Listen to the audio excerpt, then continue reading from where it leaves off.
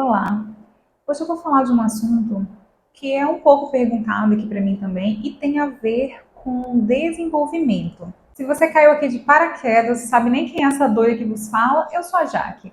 Este é o canal Mãe Sou Eu e aqui a gente aborda vários temas, né, do dia a dia e também do desenvolvimento de crianças atípicas. E é sobre isso que eu quero falar um pouquinho hoje com você. Bom, eu sempre recebo perguntas, em especial lá no meu Instagram, e se você não está acompanhando a gente no Instagram, já aproveita e procura, tá? A página @mãesoueu1, lá eu posto bastante coisa sobre a minha rotina com a Helena, e também, né, sobre eu tentar ser fitness e coisas afins. Vai lá que você vai ver muita coisa legal. Bom, eu recebo muitas perguntas de muitas mães, mesmo que eu fale para vocês não fazerem isso, tem muita comparação. As mães costumam fazer isso independente do tipo de maternidade. Na maternidade atípica, mais ainda acontece isso, porque quando você pega crianças que têm, né, os mesmos comprometimentos, os mesmos diagnósticos, é comum que a pessoa, se a Helena fez isso com tal idade, meu filho provavelmente vai fazer. Eu também já caí nesse conto da carotinha. Eu acompanhava uma mãe que o bebê tem, né, hidrocefalia, e o bebê dela sentou com 9 meses e tal, e eu assim, toda achando que a Helena também sentaria, né? Mas nesses casos não é regra, cada criança vai ter um desenvolvimento assim como, né, aquelas mães que têm bebês típicos, então não tem regra. Mas o que eu quero falar um pouquinho para vocês hoje, como você já deve ter visto pelo título do vídeo, é como que eu vou saber qual é a idade cerebral, né, a idade cognitiva do meu bebê, para eu saber, né, o que esperar dele.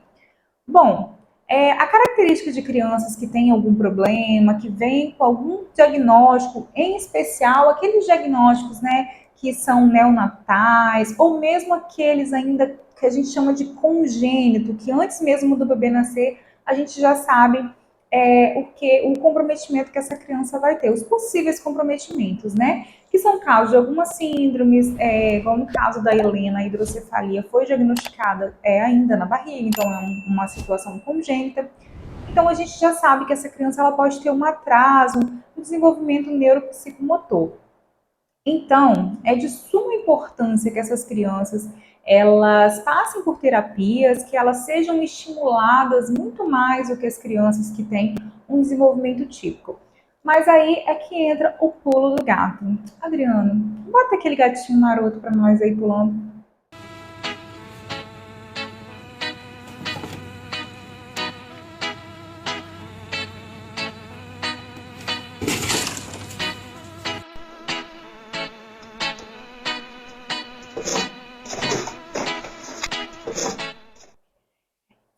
Você, para saber se você está estimulando de forma correta ou você pode estar prejudicando essa criança. Sim. Por quê? Da mesma forma que nos bebês típicos a gente tem que esperar uma prontidão dessa criança para determinadas coisas, a mesma situação ocorre com as crianças atípicas. Por exemplo, só um exemplo bem básico para você entender do que eu estou falando. Se você tem um bebezinho aí que não tem nenhum tipo de comprometimento, é uma criança que tem um desenvolvimento dito normal, você não vai pegar uma criança de 2 meses e vai ficar colocando ela em pé, tentando fazer ela andar. Não vai colocar ela sentada sem apoio. Por quê? Existe um desenvolvimento que você precisa aguardar, né, uma maturação aí dos ossos, dos músculos. Então você não vai ficar forçando essa criança a fazer as coisas antes do tempo. E nos bebezinhos atípicos é a mesma coisa. E às vezes a gente tem uma ansiedade tão grande de fazer essa criança andar logo, comer logo, sentar sozinha logo, que a gente acaba fazendo esse estímulo de forma errada e na hora errada. E aí eu gostaria que você prestasse bastante atenção nesse vídeo para você entender os sinais de prontidão, né? Eu vou deixar um material aqui na descrição que fala sobre os marcos de desenvolvimento. Os marcos de desenvolvimento, eles são os mesmos para crianças típicas e crianças atípicas. Porém, as crianças de desenvolvimento típico costumam chegar lá primeiro que as crianças atípicas, né? Por isso que é atípico, porque é um pouco fora daquilo que é esperado, daquilo que é comum. Mas geralmente, quando essa criança ela vai desenvolver uma capacidade motora, aí, gente, eu não estou falando daquelas crianças que não têm desenvolvimento, porque a gente sabe que existem, né, algumas síndromes, alguns graus de paralisia cerebral que não permitem que essas crianças evoluam, né? Nem o cognitivo, nem a parte motora. Então, eu estou dizendo dessas crianças que têm um atraso, porém elas têm as funções motoras e cognitivas preservadas dentro, né, do possível para aquele quadro. E o que acontece? As etapas elas são as mesmas, porém elas acontecem em fases diferentes, né? Por exemplo, a Helena sentou sozinha mesmo, sem apoio, ela mesma fazia a transferência de estar deitadinha e se sentar, ela já tinha mais de um ano. E isso num bebê de desenvolvimento típico é esperado em torno de 6, 7 meses, aí para você ver, né, a situação do atraso. E o que acontece? Antes disso, a gente não forçava ela a ficar sentando sozinha, a gente estimulava, né? Colocava ela sentadinha com apoio, colocava ela na cadeira dela de alimentação, principalmente onde ela melhor se sentava, presa com um cinto, né, de forma que ela não ficasse caída. A cadeira do carro, a gente sempre deixava um pouco mais inclinado para que ela, né, ficasse um pouco mais deitadinha, para ela não ter esse problema de ainda não ter a sustentação do tronco. Então é importante você observar qual é a fase e esperar que o seu filho te dê o sinal de prontidão. Por exemplo, você jamais deve tentar sentar uma criança, né, de forma autônoma, de forma que ela não tenha apoio, se ela ainda não tem o controle de pescoço correto, se ela ainda deixa a cabeça cair um pouquinho. Não deve fazer isso jamais, porque você pode prejudicar a coluna dessa criança. Agora, se ela já tem o controle da cabeça, você já pode sentá-la, colocar apoio e ir estimulando cada vez que ela fique sentada sem ter o apoio. E a mesma coisa, gente, é a questão da marcha. É importante a gente estimular a marcha, mas se a criança ainda não tem firmeza no tronco completo e nas pernas, você não deve tentar fazer essa criança ficar de pé sozinha. Eu recebi, inclusive, lá no Instagram, uma solicitação de uma mãe me perguntando sobre o que eu achava do andador. Então, o andador ele já não é recomendado mais por ortopedistas, por pediatras, mas em alguns casos onde a criança tem um desenvolvimento atípico, pode ser que o fisioterapeuta recomende isso para você, mas isso aí você tem que conversar lá. Não estou dizendo aqui jamais se você sair, comprar um andador e colocar sua criança. Até porque às vezes é muito importante a gente estar acompanhado desse profissional, né, estar fazendo esse acompanhamento, para que o profissional te sinalize qual que é o momento, se já está no momento, porque eles vão evoluindo também a terapia dessas crianças na medida que vem esse desenvolvimento.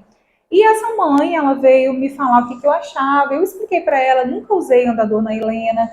Quando ela teve prontidão e que talvez eu conseguiria usar, ela já era muito grande e não tinha mais andador desses normais no mercado que desse altura para ela usar. Então, tipo assim, ela não dava para ela ficar certinha no andador. Então, vida que segue, né? Eu falei, não, vou estimulá-la de maneira manual mesmo, para ela ficar de pé, a gente segurando. E essa mãe, ela inclusive me falou que ela já coloca a filha dela no andador, mas a criança não tem firmeza nas pernas, a criança não consegue ainda se equilibrar, não consegue ficar de pé.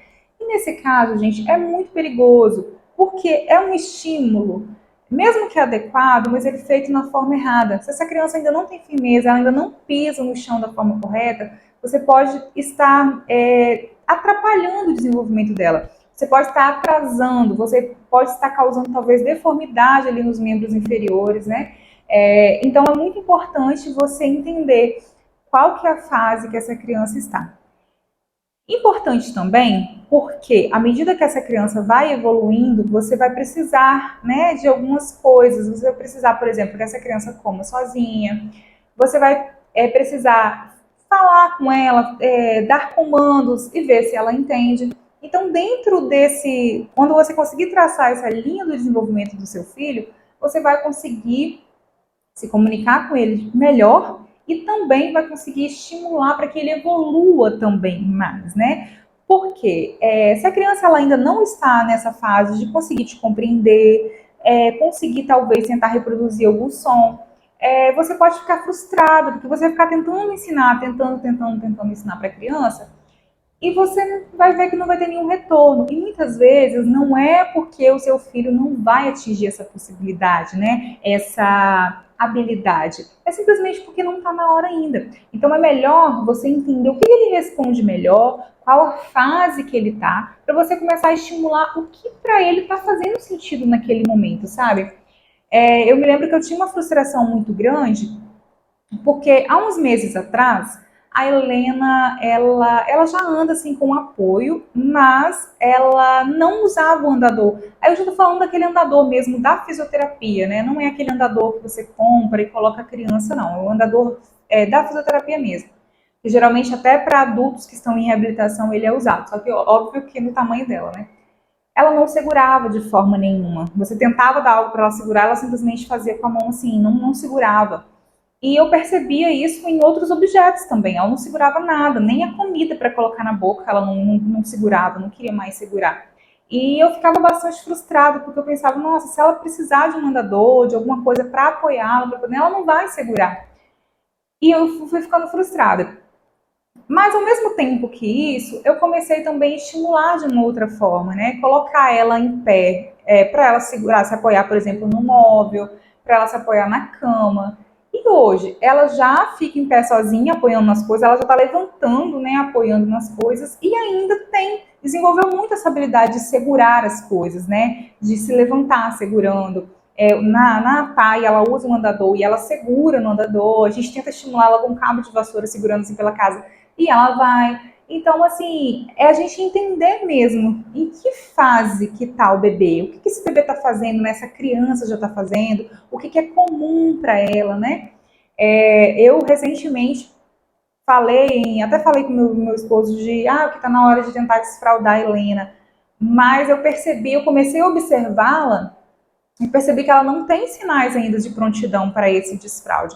Então, o que, que acontece? Se eu começar a tentar fazer isso agora, eu vou ficar totalmente frustrada e vou pensar que a minha filha não tem capacidade para isso, que ela vai usar fralda para a vida toda. Então, assim, é melhor esperar que exista uma prontidão, que exista um entendimento da criança, que você consiga ter uma comunicação com ela, do que você tentar ficar queimando etapas e acabar ficando frustrada e acabar percebendo que imaginando, né, na sua cabeça que talvez a criança não atinja. Então é isso, eu vou deixar aqui, né, na descrição, você avalie, vê o que o seu bebê já faz, o que ele responde, em qual fase talvez cognitiva que ele está, e ver qual que é a melhor forma de você estimular.